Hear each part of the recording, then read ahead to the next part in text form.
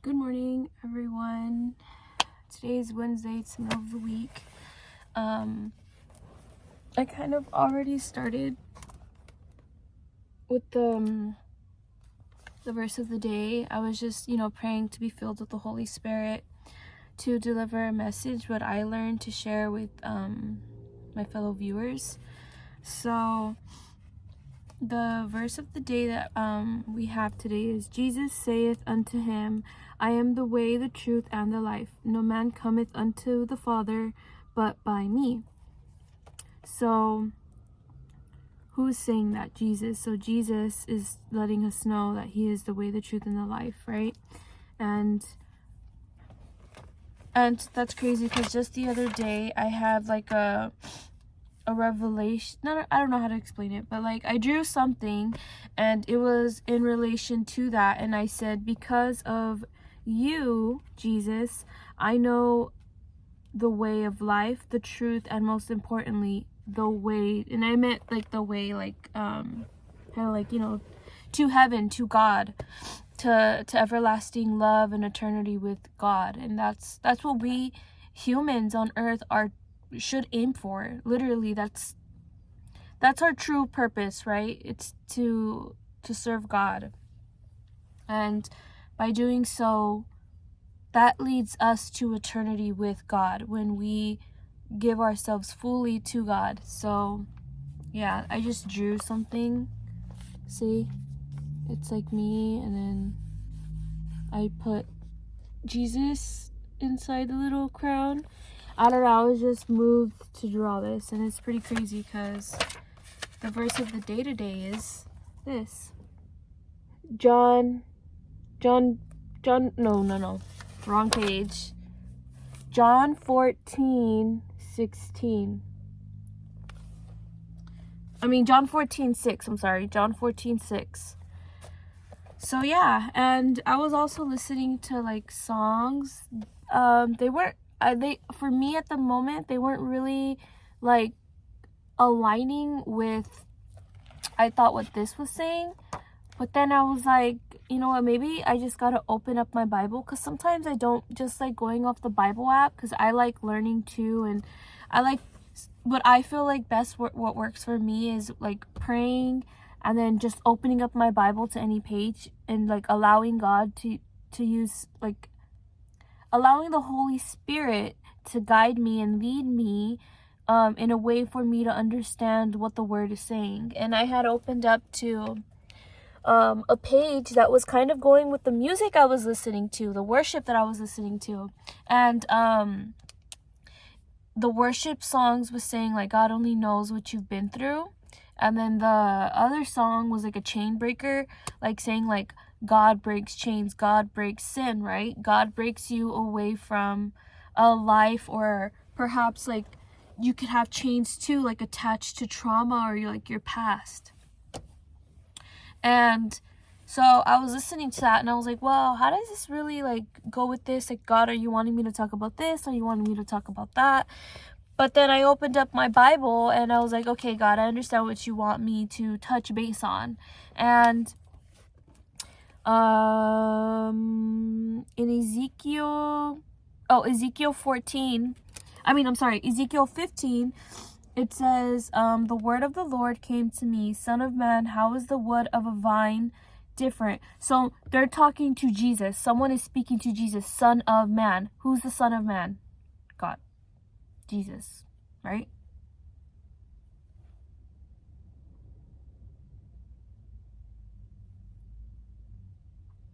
I don't know. Like I said, I'm learning. But that's what I'm thinking, Son of man. Right?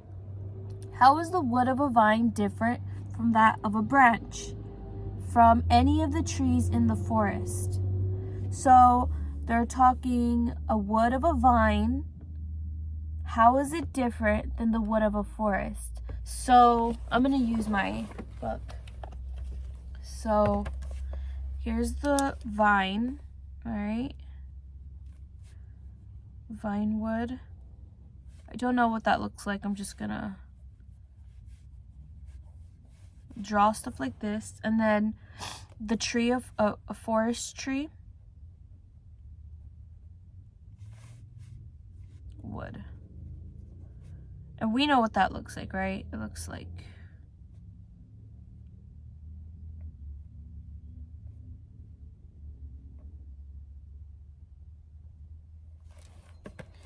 kind of something like this. I mean, I'm just drawing. We can see the difference, right? This must be what a vine looks like, and this must be like what a tree looks like. Give me a second. Gosh, someone pulled up next to me. But I don't care. So yeah, so it says that. So then, oh my gosh, she's here insanely early. Okay. So then it says,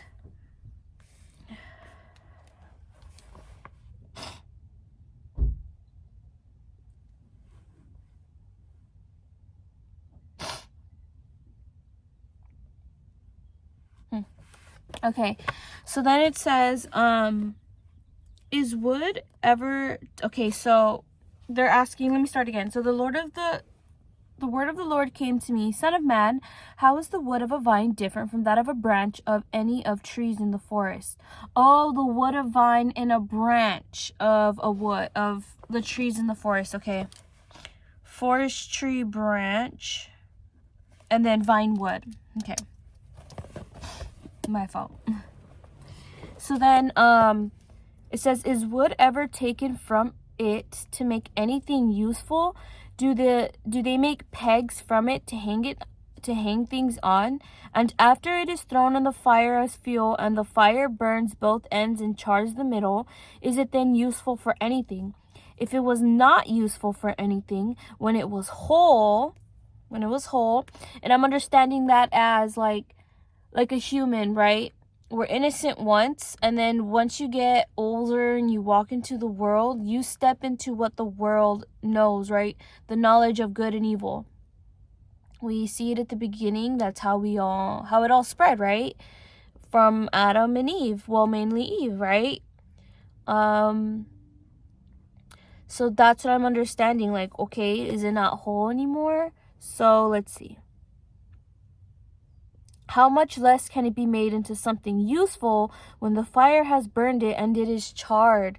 So someone who has been through so much, has done so much sin, maybe they're trying, like, God is trying to have them understand, like, okay, like, if that's happened, if it has been abused or been in so much trauma and pain or sin in so much, is it still, like, can it still be whole? Like, can it still be perfect or good for God? And so then Jesus says, therefore, this is what the sovereign Lord says. As I have given the wood of the vine among the trees of the forest as fuel for the fire, so will I treat the people living in Jerusalem. I will set my face against them. Although they have come out of the fire will yet consume them. That is very, very powerful. So God is saying no matter what they've done or what they did, God is saying, I am still going to be there. I am still going to show myself unto them. That's God's everlasting love. That's God showing, that's God truly, right? We don't ever want to see God's wrath, ever, because it's beyond what our mind would ever do to our world, right? We don't want to cause harm to ourselves. So, at least the majority of people. So then, and when I set my face against them, you will know that I am the Lord. Whoa. That's powerful. I will make the land desolate because they have been unfaithful, declares the sovereign Lord. Wow. So then the word of the Lord came to me, Son of man, confront Jerusalem with her detestable practices and say, this is what the sovereign Lord says to Jerusalem. Let your ancestry and birth were in the land of the Canaanites. Your father was an Amorite and your mother of Hittite. On the day you were born, your cord was not cut, nor were you washed with water to make you clean. So that goes back to, Adam and Eve when Eve bit the apple, right? Or not the apple, when Eve ate the forbidden fruit that would give them the knowledge of good and evil. God was more so protecting them from having that knowledge and from opening a door, opening sin into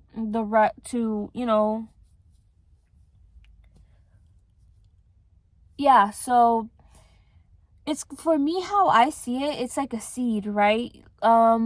So I see it as a seed of sin. That's when it started, right? Because we are seeds. All of us are seeds.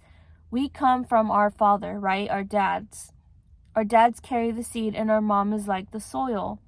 And just like trees, when you have a watermelon seed or an apple seed or a lemon seed, any kind of seed, even herbs and such, plants,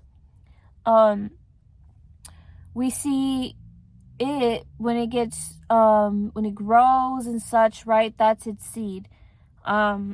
So what I'm understanding is, because it was passed on from generations of sin and uncleanliness, that's why God is saying, on the day you were born, your cord was not cut, nor were you washed with water to make you clean, nor were you rubbed with salt or wrapped in clothes. No one looked on you with pity or had compassion enough to do any of these things for you. Rather, you were thrown out into the open field, for on the day you were born, you were despised. Then I passed by and saw you kicking about in your blood. And as you lay there in your blood, I said to you, live. I made you grow like a plant of the field. You grew and developed and entered puberty. Your breast had formed and your hair had grown, yet you were stark naked. Later I passed by and I looked at you and saw that you were old enough for love. I spread the corner of my garment over you and covered your naked body. Wow, that is so powerful, right? Because that goes back to, only God understands what you've been through. Only God understands what everyone feels. God sees what others cannot see, and that is in any kind of way. Whether you are by yourself, God is seeing me right now, and he's seeing, what I'm doing, how I'm feeling, what I'm sharing. And then that could go on with as well someone else. God could hear what other people are saying about you. God knows what's going on around you and, in your time, like right now with you. That is how powerful God is. That is why God is a spirit, right? We love God. I love God so much.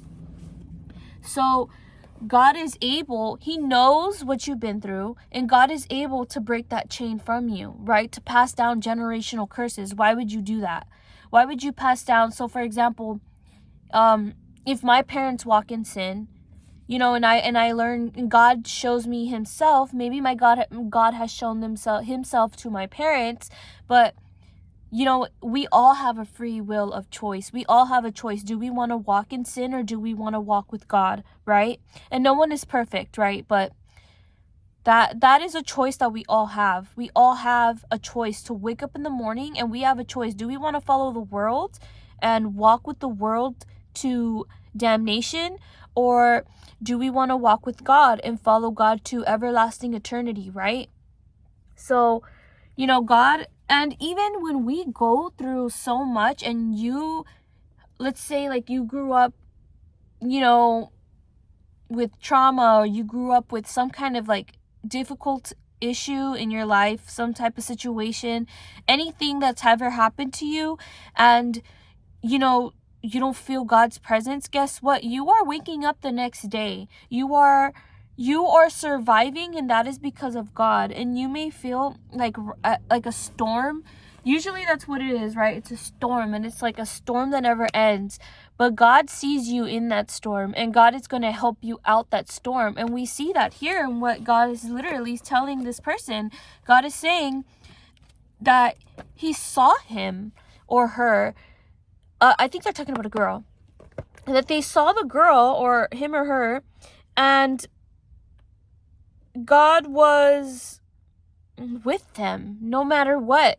And they didn't see that, right? They didn't see that, but God was there. And it says, later I passed by, and when I looked at you, I saw that you were old enough for love. So that's kind of like our kind of like innocence as a child, right? When you're a child, that's why they were saying right here that when they were a baby, their umbilical cord was not cut. So maybe that could be like someone who was left there, like a child that was left there. Or not. So yeah, that's what I'm understanding. And then it says, so then they got older, and God was like, okay, this person's going to understand affection and love, because they've already been through the world, seeing how others have treated them.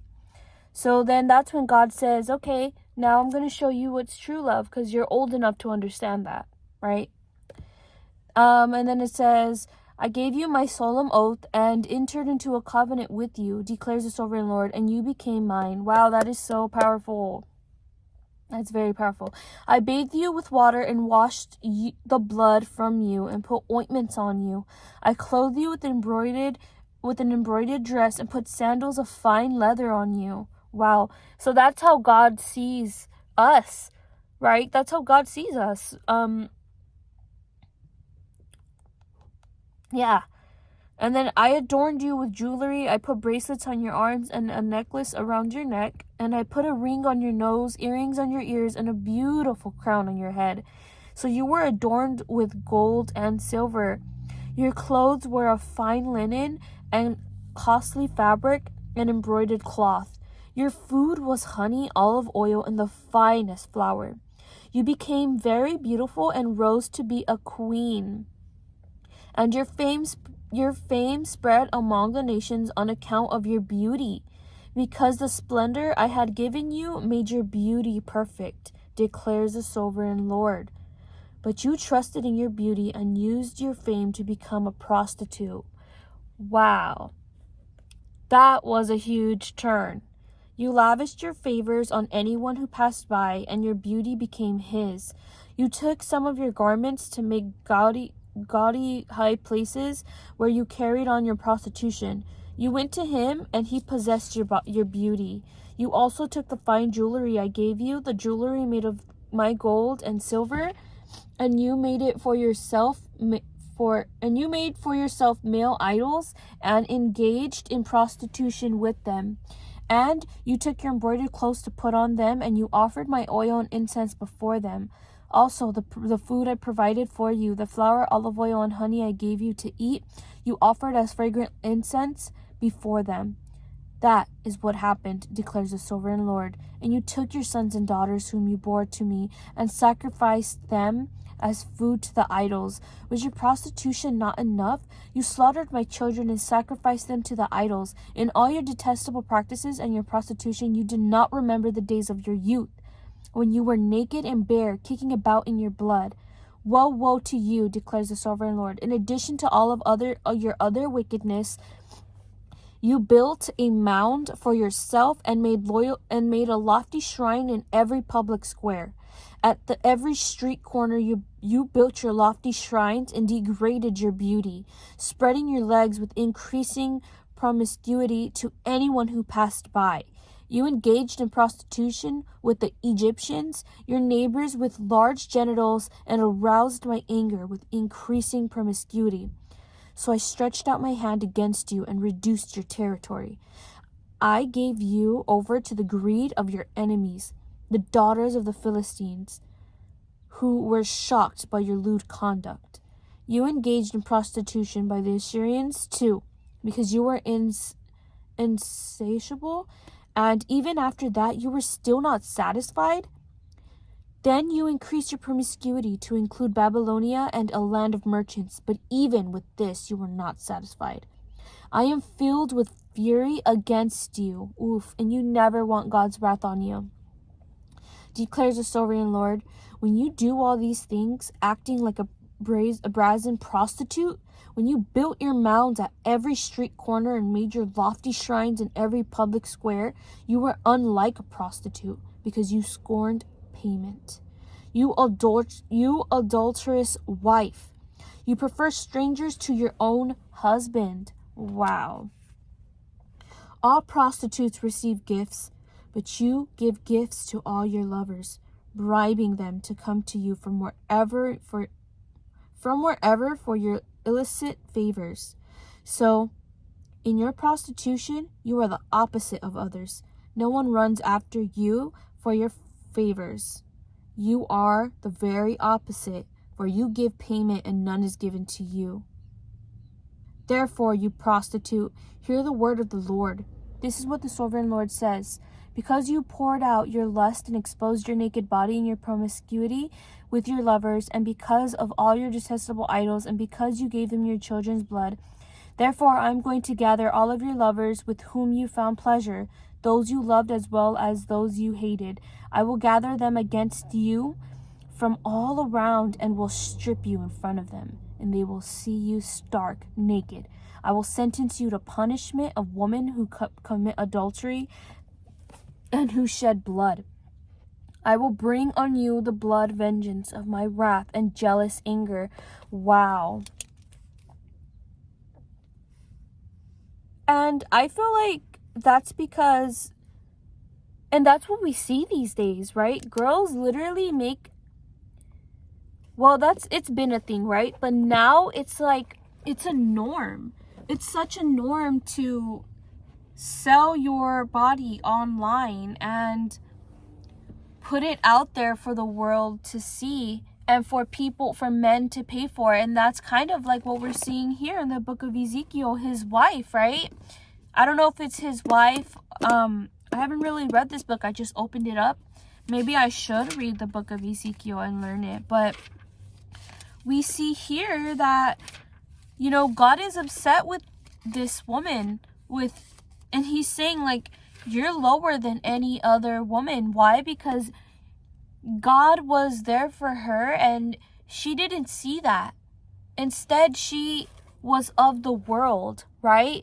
She didn't open her mind and say, you know what? This is God's doing. Instead, she just perverted herself into the world for her own purposes, right? And we see that today. Young girls too, are putting themselves out there in the world to all these sorts of men, and they're just prostituting themselves, and they think it's okay, and in reality it's not. It tears you apart. It makes you feel unloved. You think that that's affection and love, and it's not. They're just pleasing themselves and using you to make you think that you are useful to them, and technically you're not. That's not how God made you, and God didn't make you for that purpose. If that was the case, then God would make only a few girls and let them just be used. No, God's not like that. God loves us, and God makes us for a purpose. I mean, God made Eve for Adam, right? God didn't make Adam for Eve. That was something that one of my best friend was explaining, and I was like, wow, like, that's powerful, and that's very true. God did make Eve for Adam. Just like God made Eve for Adam, God made woman to reproduce, right? To make one. So God made man and woman to reproduce, because we see that in the book of Genesis. What does God tell Adam and Eve? To go and multiply, to be fruitful. So and then also it's a covenant. When you marry a man, it's a covenant between the two of you. When you give yourself to that man, that's already a covenant between the two of you. And you're making a promise to God and saying, hey, this is the person I want to be with, and this is who I want to multiply with, right? That's why God tells us to be careful who we love. It's always good to get with someone who is a believer and who is going to lead you. Someone who is going to be that man and show you the truth, right? But us as women too, we cannot just rely on the man. We need to also tap into the word, understand, and then reflect with our husbands or, and such. So I feel like that is like what's going on today. We see that everywhere today. It's a norm.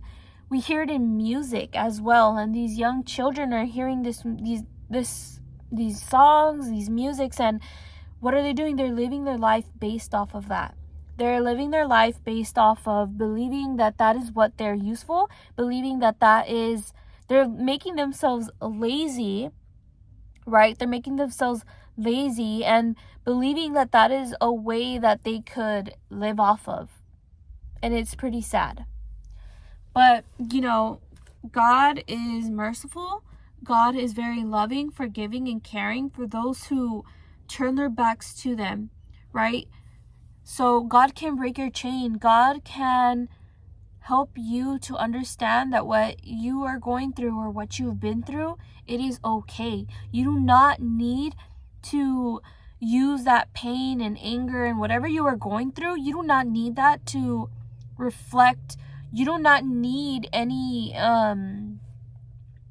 okay from the world, right? That's not love. That's not true love. True love is what you find with God when you spend time with him. And true love is what God opens for you, because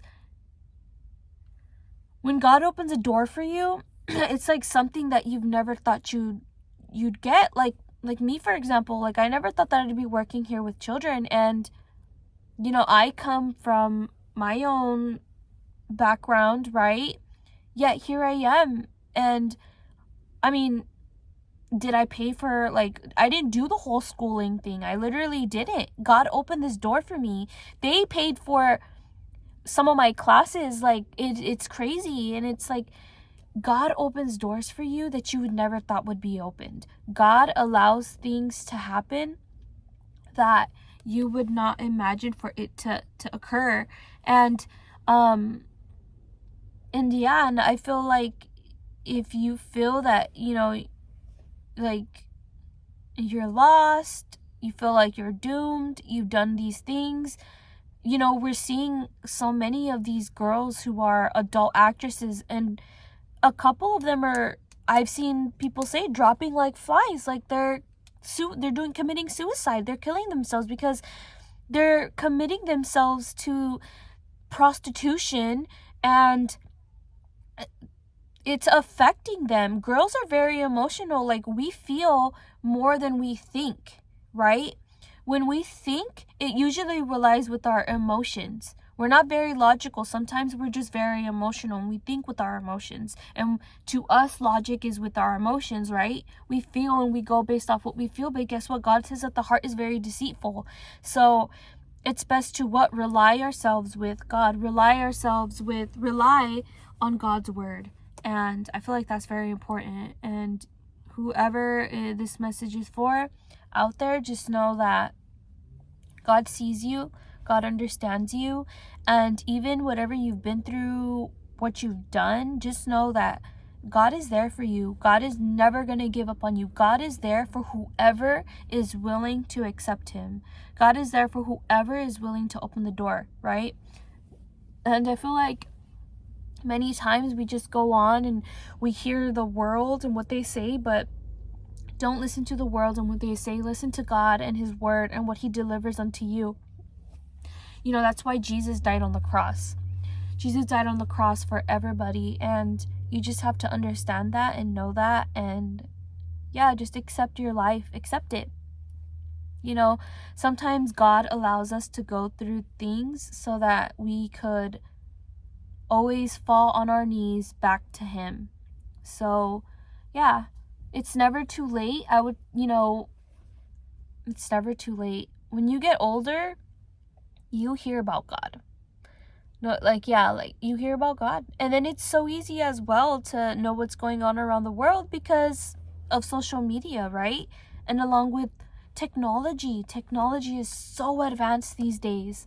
And we don't know when God is coming. It could be 100 years from now, 10 years from now, tomorrow and a bit. We don't know when God is coming. So instead of living in a life of fear and worry, or in a life of despair and hurt and pain, live your life for God, because we don't know when God is going to come. We don't know. And it's best to prepare yourself and be ready for his timing. And even if he doesn't come in your lifespan or generation, however, guess what? We don't live forever. Nothing lasts in this world for a long time. Neither do humans. Humans do not last for a long time. And anything could happen, right? Anything could happen to anyone. When you walk out your house, it's never safe. It's never safe anywhere. Even in your house, we see burglaries, robberies, right? So it's best to just prepare yourself and be ready for God. And once you put yourself in a mindset where it's like, okay, I'm living for God, you know, you don't have this constant worry and fear of what's going to happen to you and such like that, because God takes care of you. He takes so much care of you, and you see that. But yeah, that was the word that I had for today. I do have to start, you know, kind of hurrying myself because I came extremely early to work. I came before 7:20. So that's good because, yeah. So now I'm just gonna get myself ready for work. Let me check what time is it. Okay, it's barely 7:57, so I'm gonna eat my tangerine, little orange, and then I'll go about my day. But yeah, today's finally Wednesday, and then tomorrow's Thursday, and then the next day it's Friday. Then it's the weekend. Fridays are so fun. I love Fridays. Fridays usually that's when our class has like extra playtime.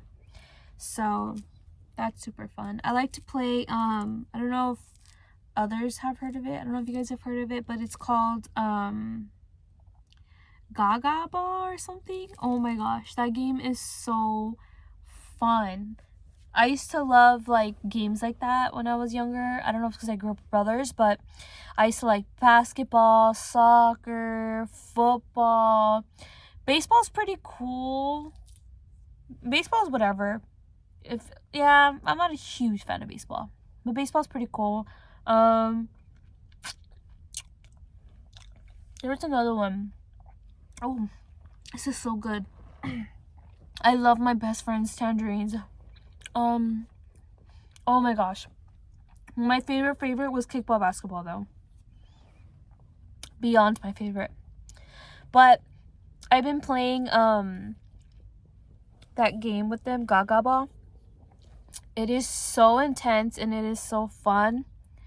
But you have to stretch. If you're older, I mean, I'm not too old, but I don't really exercise that much. So I think my body is now so used to being so stiff, since I don't really, like, I'm not as, you know, when you're a kid, you're always playing and stuff. And as an adult, I mean, I don't really play that much. So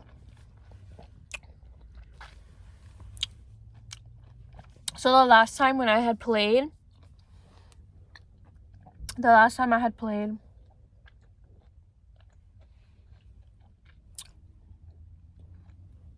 I hurt my hip so bad. Like, I could not even walk.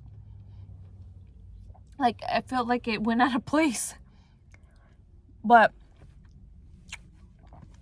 man, that game is so fun. It's probably 8 o'clock already. Yeah. That game is super duper fun, but I haven't played it since because I'm scared I'm gonna hurt my hip again. But I'm just gonna have to maybe run or just stretch. Today I'm drinking Prime. Let's see the caffeine on this.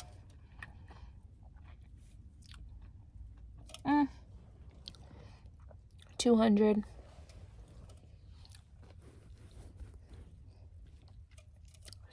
That's pretty good. Electrolytes, okay. Vegan. Okay. Yeah. Wednesdays are pretty cool. I feel like the kids are like tired too. But it feels like a long day. It always feels like long days on Wednesdays. But yeah.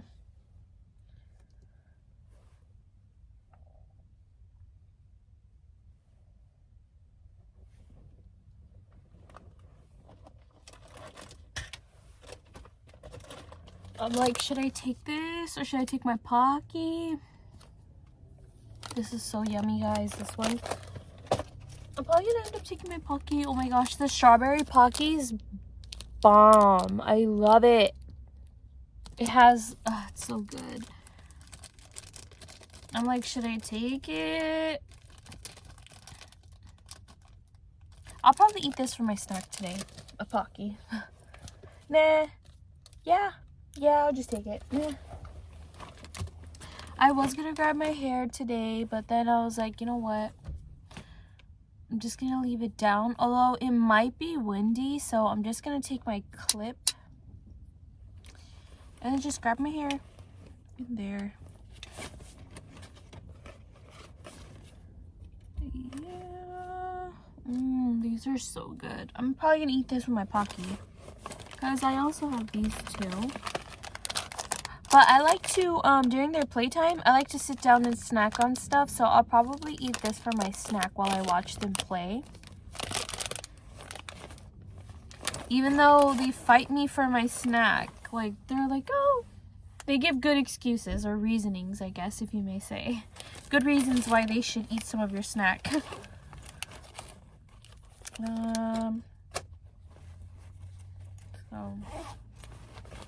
But kids are so sweet. They're so nice. They're kind.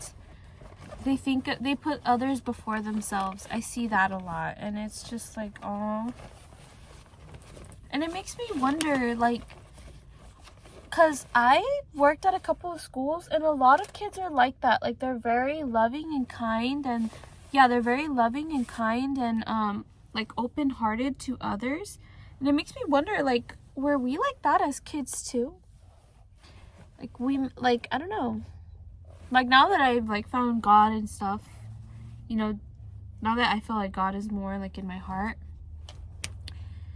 I'm like, okay, and I'm learning how to be loving again, but it's like, when we were kids, were we very loving and kind too? And I feel like we were. Yeah. So, literally what God was saying, like, you learn to love, like, you understand what's love when you get older. You understand what it is. Some people don't and do. But yeah. Let me fix my thing. It's probably barely like 8:00 something right now. Because when I had checked, it was 57. And the timer, the recording says 7 minutes, so I love citruses.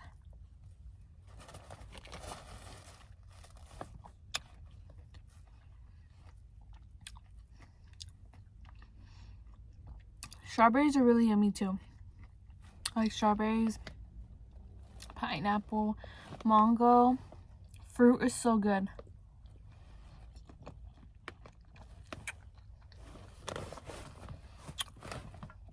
And fruit was made by God. And it's so yummy. Water.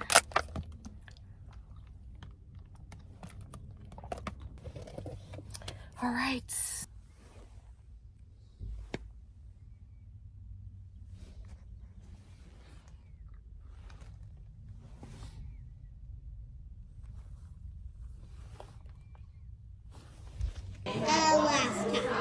Wait. Now you pick one of these. Hey guys, I'm on my lunch break. I got it kind of late because, again, very short-staffed, and yeah, so I'm just gonna relax and chill. I kind of just want to have like time to myself, so I just thought I'd catch you guys up on my day.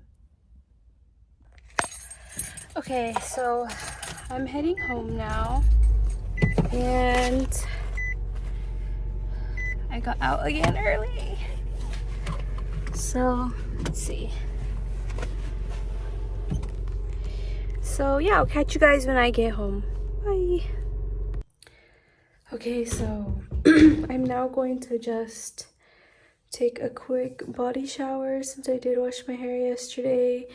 And yeah, that's pretty much it. I'm super duper tired, so I'm probably, oof. I'm probably just gonna end my video off here. I'm, like I said, extremely tired. Probably gonna take a nap afterwards, and yeah. See you guys all tomorrow.